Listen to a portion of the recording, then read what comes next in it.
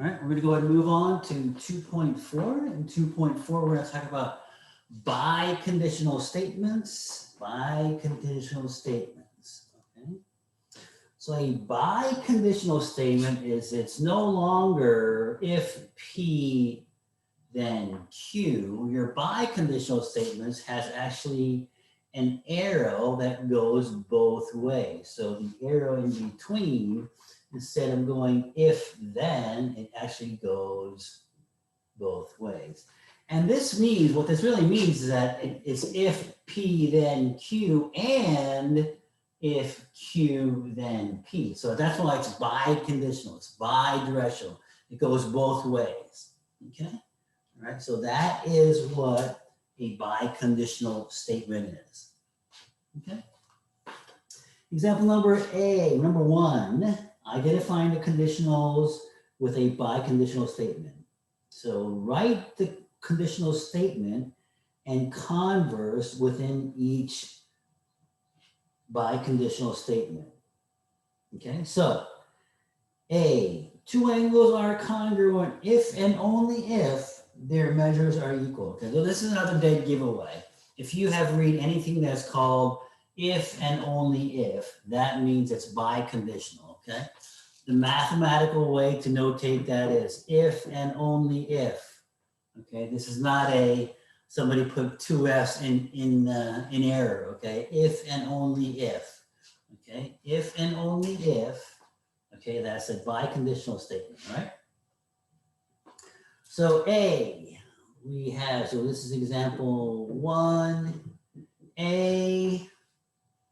Okay, so P here would be what? Two angles are congruent. So P would be two angles are congruent. Q would be what? Measures are equal. Two angles measures are equal, okay? So the two statements we can make here is what? If two angles are congruent, then the two angles measurements are equal. And if two angles measures are equal, then two angles are congruent. In other words, if P then Q, and if Q then P. Okay? B, a solution is base, it has a pH greater than 7. So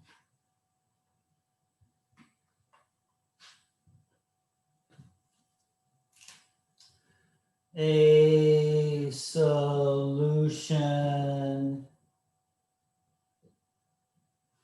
is base, okay, so this would be your P. Q would be what? Then it has a pH is greater than 7. Okay. Raise your hand on your screen if you've had chemistry before and you talked about this stuff. Nobody's taken chemistry yet? I have. Huh? I have. Okay, so do you remember talking about pHs? Yeah. Okay, how do you measure a pH? Don't you use like a stick or like you use a certain kind of like device where you measure it? You put a piece of paper in, right? And the color changes? Yeah. It's called the litmus paper. You do a litmus paper test. A solution is either base. If it's not base, it's acid. Okay. So if the pH is less than 7, it's called an acid.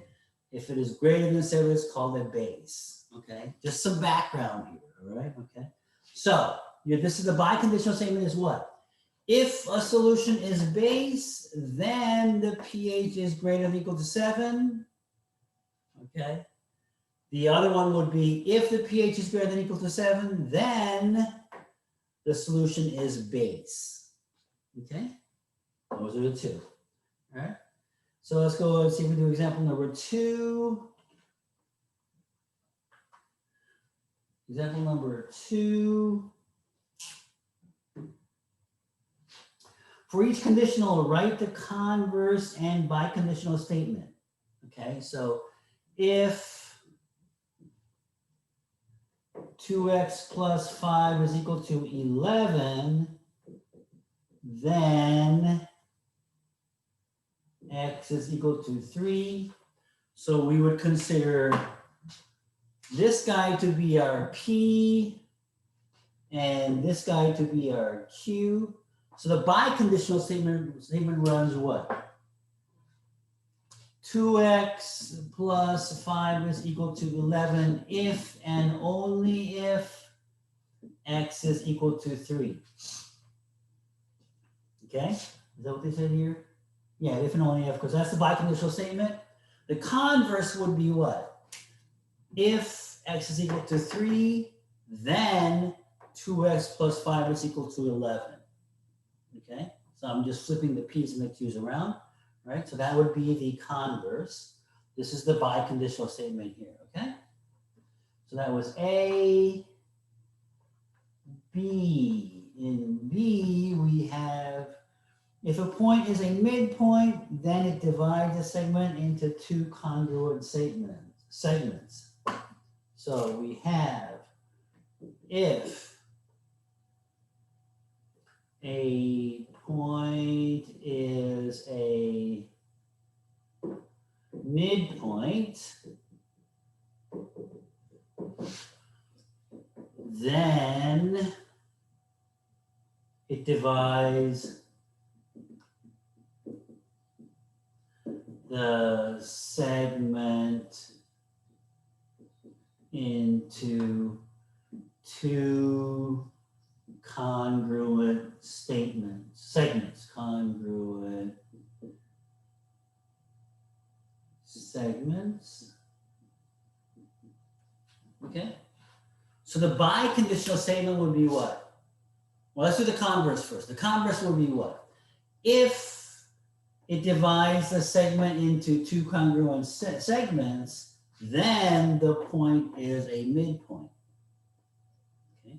The biconditional statement would be a point is a midpoint if and only if it divides the segment into 2 congruent segments. Okay, so this is pretty easy. I mean, I would consider this easier than the law of detachment or law of syllogism. I mean, this is really, you just kind of cookbook it through, right? Okay, so that's example number 2. Let's see if we do example number 3.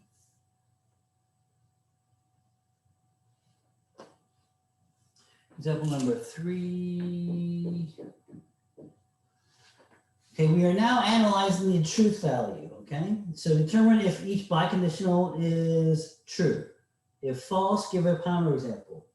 A square has a side length of 5, or a square has a side length of 5 if and only if